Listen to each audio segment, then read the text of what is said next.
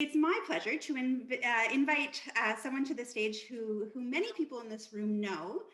She's a fabulous friend and supporter of PPF and is always there to support us in so many different ways.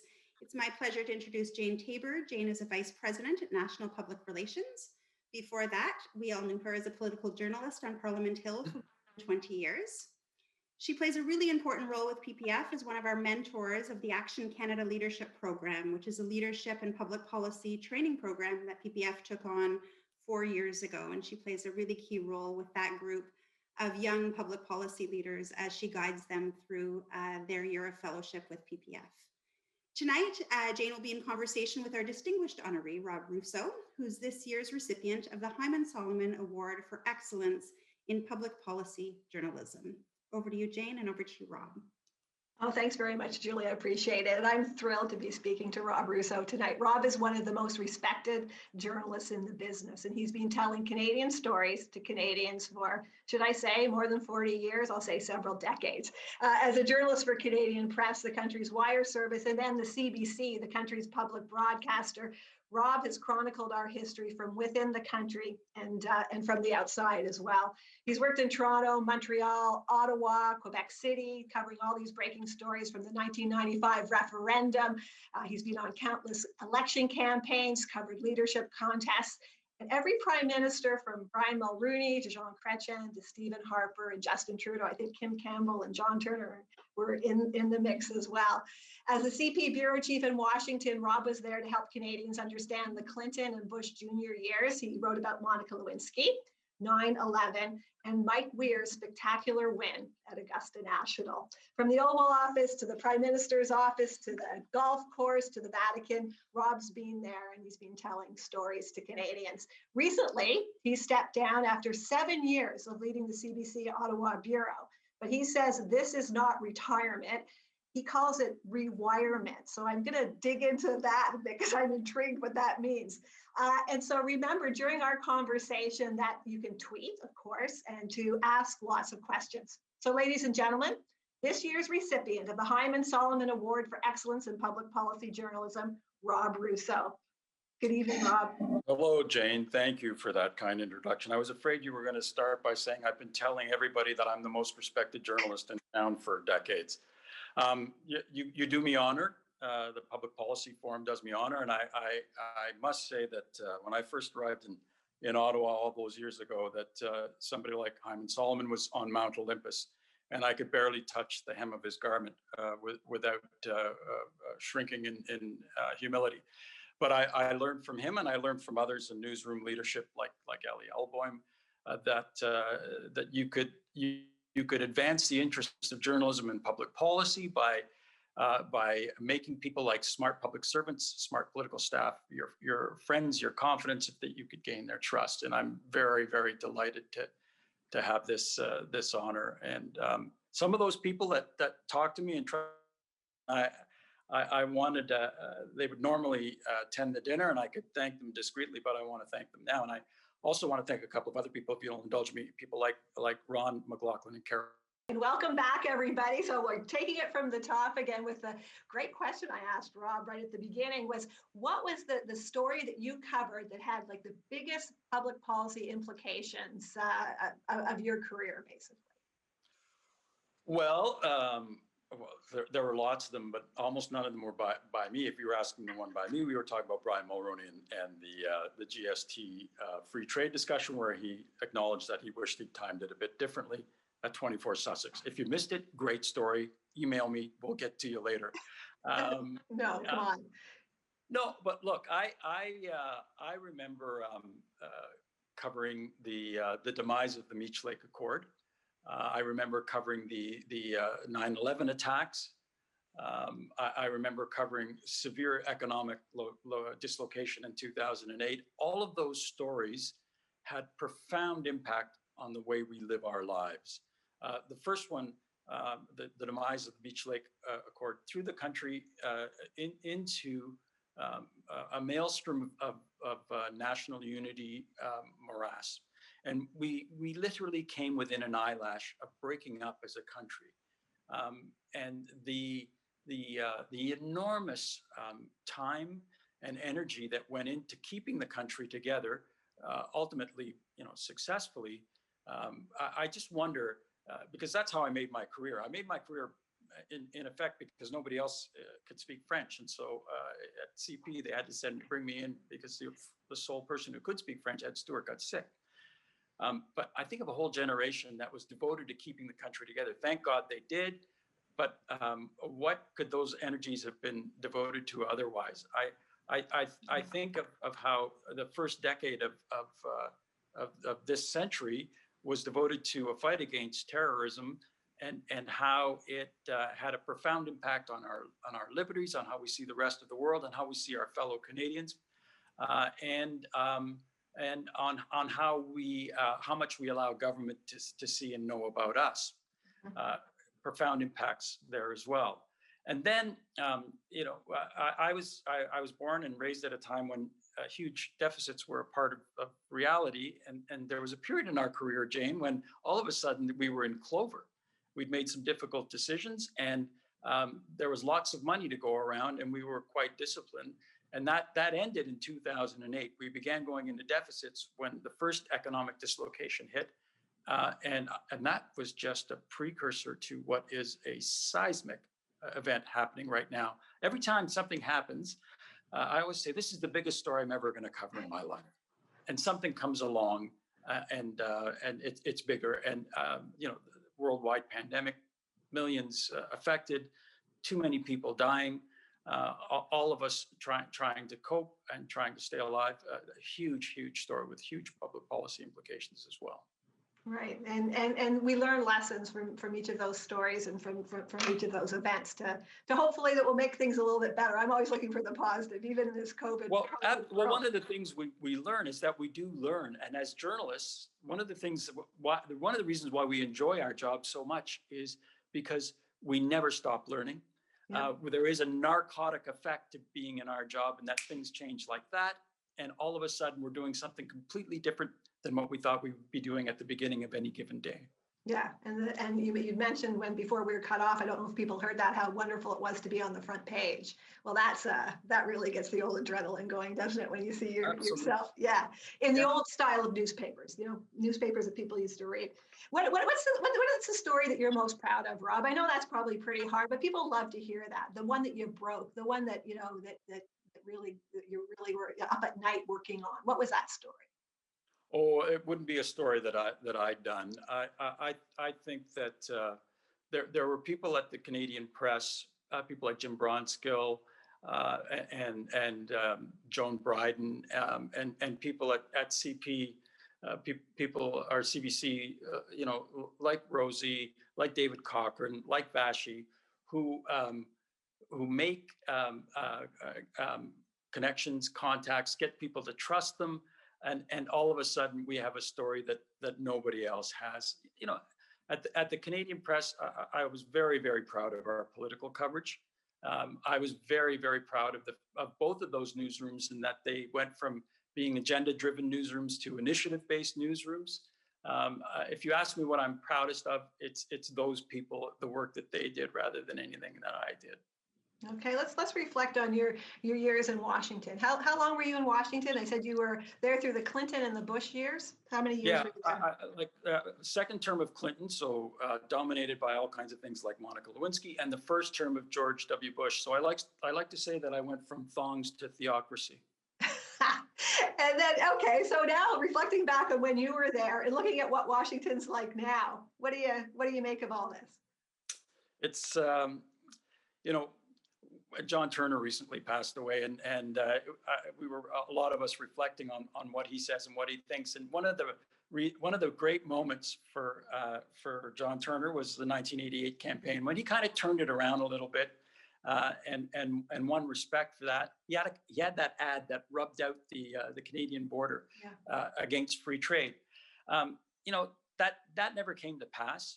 But what did come to pass is that we absorbed so much of our media from the United States as well. And the circus that is US journalism, and the impact that has on Canadians and on the rest of the world is irresistible. So I watch it. I watch it as a grand spectacle, but I also watch it for the public policy implications that it has on Canadians in terms of our immigration, in terms of our prosperity and our economy, and in terms of our future relationship with the rest of the world. We depend on the United States for so much, including our protection. And people around the world depend on Canada having a very good relationship with whoever is in the White House in order to have influence beyond our middling power. And that is very, very much in question, depending on who's in the White House as well. So just how can you want to avert your eyes, but you can't. Yeah, well, how would you cover it though? I mean, how do you cover that circus? Is there a way to do it in 2020 that was different than from when you were there? No, I would cover it the same way. Everybody can cover it differently, but I think that the most important story for Canadians is how the impact that it has on Canada, and the impacts that it has on Canada are myriad. As I said, the real truth is that if we want to protect our Arctic sovereignty, the only way we're going to do it is to get help from the Americans. And if the Americans are not interested in helping us with something like Arctic sovereignty, if they're not interested in helping us with the two Michaels who are being held against their will in China, we are in real trouble. We have a certain amount of influence, but our influence, we have a force multiplier in our relationship with the United States. And I would say that the strength of that force multiplier right now is probably the relationship at the executive level might not be what it would is that Stephen Harper, who was a conservative, had Obama in the White House for most of his time, and Justin Trudeau has Donald Trump in the White House for much of his time. How would you cover Donald Trump? I'd want to know everything he has to say about Canada, and then I would want to know. Look, there are people in every department of Donald Trump's administration, every single one, that are responsible for managing the relationship with Canada. It's so huge that they are spread right across every department. And I would make all of those people my friends, and I would want to know everything that they are doing in terms of the relationship with Canada, because it has changed. It's inevitable that with somebody like Trump, it's going to change. Much of it doesn't, but it has changed, and I think that Canadians need to know how it has changed. I think that that's the most important news for them, as opposed to any outrageous or bellicose statement that he might make as to other countries. We need to know exactly what's going on in terms of our relationship with them, and there are thousands of people in Donald Trump's administration who are responsible for managing the relationship with Canada. So that's what I would have done. Yeah, go to the officials, right? That's what that's how it works. Go to those guys because they know what's going on. Go to the public servants. Some of those guys who are listening to us right now. Thank you so much, guys, for helping me out over the last 35 years. Okay, let's switch to Parliament Hill now. So from your vantage point of not being on the Hill right now, what was going on yesterday? Like, what is this non-confidence business? What was Trudeau up to? I don't get it. People, I saw headlines saying government saved by a whisker, or relief on Parliament Hill. I think the least relieved person was probably Justin Trudeau. I think that he now has to bring in a budget. If there was a non-confidence motion that passed, he wouldn't have had to do that. He now has to do some very difficult accounting. The longer that he is in this job under this current mandate, the closer he has to get to a reckoning, a financial reckoning, telling people exactly how much this is costing and at what point it might have to end. We're not there yet. But if the people that I speak to around Mr. Trudeau, and I still speak to a few of them, are telling me the truth, they would not have been upset at all to have fallen yesterday. And perhaps some of the most relieved people that the motion didn't pass are some of the people on the opposition, because all bets are off once an election campaign begins. But right now, if you look at what's happening in the provinces, Mr. Higgs in New Brunswick, Mr. Horgan looks like he's also headed towards a majority. Right now, with money, free money being tossed around, incumbents are being rewarded with handsome mandates. And I think that those on the opposition benches probably realize that as well. Okay, we've got some questions from the audience. Sorry, Rob, I just want to get in a couple of questions from the audience here that wondering about how journalists can keep public trust and confidence during COVID-19, which could last a lot longer than we thought. And this actually will segue well into something I want to ask you about a little bit later. So talk about the public trust and confidence. I think if people ask me what one of the biggest changes have been since I've been at this, is that public trust has diminished in journalism in the last 30 or 40 years. And there are real costs and impacts to that. And one of the costs and impacts is that whenever we report about something like COVID and what might need to be done and what alternatives might be, clearly people are not taking us as seriously as they should. They don't listen. They might not follow a lot of public policy advice, a lot of public official advice. And you know, there are a myriad reasons for that. So there is a real impact in that. You know, in terms of my rewirement discussions, I'm talking to some people about, you know, what happens when there's a vaccine, and all of a sudden we have a large percentage of Canadians who are anti-vaxxers. What is a government going to do about that? How do they handle the fact that some people may refuse to take a COVID vaccine, and even though it might be at the cost of thousands of lives. So this notion of eroded trust in journalism has a real impact, and I think we're seeing that impact now. A lot of people are wondering why the second wave, what happened, and clearly people didn't listen. People were not listening to a lot of mainstream media. They got information from others, or they refused to be pinned down.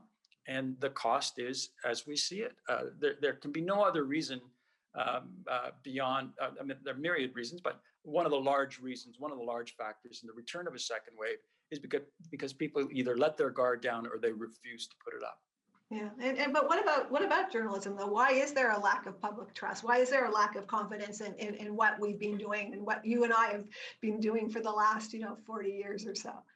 Yeah, look, I think if you look at when public trust was the highest in journalists, it was shortly after Watergate, when journalists were seen as heroic figures who brought down a miscreant. And a lot of us got in the business in order to try and emulate that. But I think it's fair to say that we've let people down in some instances. Journalism isn't what it used to be. Local newsrooms, local radio stations have been emptied out. As a result, you've got hollowed out information spheres. You have people getting information, quite frankly, from flim-flam artists as well. You get a lot of confirmation bias and people seeking out information from others that they agree with. They are not as open as they used to be to alternative views. So, and people don't see themselves often reflected in our journalism as well. And I think that we need to address that too. We need to understand that local journalism matters. It matters for so many reasons. It matters to get people to actually start in the business as well. But it matters because there are lots of public health officials, lots of city councilors, lots of local police, lots of judges who are not getting the scrutiny that they should be getting. But for reasons of economics, the local newsrooms, the local radio stations aren't what they should be, and people aren't seeing themselves reflected enough. And without a doubt, confirmation bias on social media has also had an impact on our trust. So there are a few things that I think we can do, but I'm sure that you've got other questions that you want to ask. I do, but I only have 20 seconds, and I want to ask you about what's this rewirement business? What does that mean? It's a great term from Jody White, who is a friend and a wise woman, first female chief of staff to a prime minister, who said, retirement isn't what you should be doing. You should be doing rewirement. And it's think of your brain and think of it of using it in different ways for different things. And I have to decide, Jane, am I a shoemaker? I've been a shoemaker all my life. Should I become a tailor? Should I make shoes for paupers? I've made them for princes and kings. or should I just work on my short game and listen to my whiskers grow? There you go. Ladies and gentlemen, Rob Russo, thank you very much. Appreciate your time. My pleasure. Thanks so much to the Public Policy Forum, and thank you for being kind to me, Jane. I know you've been rougher with other politicians. Thanks a lot. Thank you so much, Rob. And of course, Jody White is the President Emeritus of the Public Policy Forum as well. It's another great connection. And thank you to Jane for leading that interview.